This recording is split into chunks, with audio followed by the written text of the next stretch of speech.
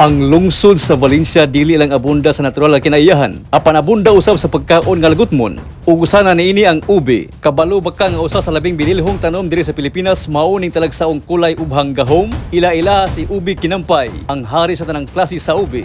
Ang kinampay na ilhan tungod sa iyang lalom nga kulor, humok ug hapsay nga texture, ug labi na ang iyang halangdon nga baho nga lahi ra kumpara sa ubang ube. Gipatubo kasagaran sa Bohol ug ubang bahin sa Visayas ang ubi. Ang ubi kinampay mao sikreto sa daghang paborito nato nga Filipino desserts sama sa ubi halaya, ice cream, cake ug uban pang mga pastries. Unsa may nakapahimo sa kinampay nga espesyal? Tungod natural kini nga tamis, creamy ug humot. Kung imong lamyon, hapsay kayo. Kung imong lutoon, muhumot ang tibuok nimong kusina. O kung imong tilawan, masabtan nimo nganong gihigugma kini pag-ayo sa mga Pilipino. Busa kung ikaw sa ka home cook, dessert lover, o gusto lang musulay og lokal nga lami, ang ubi kinampay ang perpektong sangkap para kanimo. Karbo sa Visayas, karbo sa Pilipinas.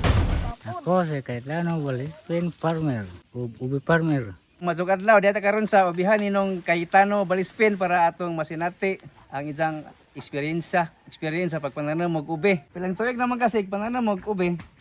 Bunta tuig na mo ko. Unsa man ni nga klase sa ube imong gipananom man ni? Pinampol na. Kinampay. So ingon ani ra nga klase sa ube ning imong ipangtanom man tanan karon ug napay laing klase. Nga ra pinampol. Ingon ani ra? Yung mahal man na. Brato ng puti. Unsa may mga pamaagi pagtanom sing nani nang kinampay sabi unsa may mga proseso nimo pagtanom man ni? Nga ilubong ra. Ilubong? Tuwaon ka. Ingaon og kapilaon man. Depende. Taguro ka tudlo man ka. Gusto ka taas. Unsa mang mga buwana pa imong mga tigtanom? Nabi man yung tanam na. Abril? Aguban kay Hunyo. So mao nang natakaderon para atong masayran ug masinati og atong experience sa mga ubi farmers ug unsa ila mga pamagi sa pagpananom og ubi ug sa mga buwana ang itanom ug unsang mga buwana pod ang i-harvest. So nagtanom man kag Abril. So expected nga pilang buwan man usa pod mo harvest. Harvest na. November O Hunyo, December na dyan. ug kunyo ka magtanom. So O Abril na. November. Kaning imong produkto no nga ube unsa man nimo ibamaligja konsumo or Kudugan kung pabaho juta di man sumaga. Sayang. ay maghago Yung paon. konsumo ra.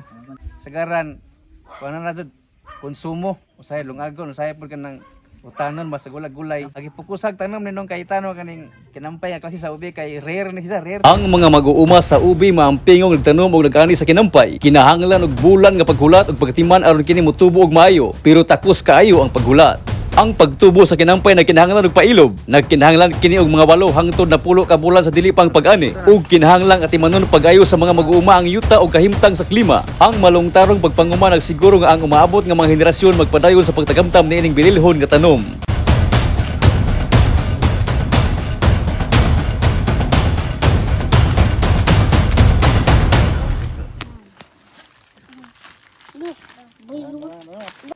Mangan mo ube de. Dili. Kaon. Kaon oy. Gikan sa ubi halaya, ubi ice cream, cake ug mga pastre, ang ubi kinampay nagahatag og lahi ra gyud nga lami. Ang iyang humot og hapsay nga purpong kolor nagapahimo sa bisan unsang pagkaon katalagsaon. Ug dili lang kini ordinaryong tanom. Ang ubi kinampay usa ka simbolo sa kultura, tradisyon ug garbo sa mga Bisaya ug sa tibuok Pilipinas. Usa ka purpong bahandig gikan sa yuta nga gihugmag pag-ayo sa mga katawhan. Pumuon man ang mga produkto nga nahimo sa atong mga tanom nga ube natay nilungag nga ube with latik plus ube jam. So amo mong gi-encourage nga mag-ube farming ta para maka libre ta sa mga konsumo kay kani amo ra man ni konsumo. So ube farming is the best.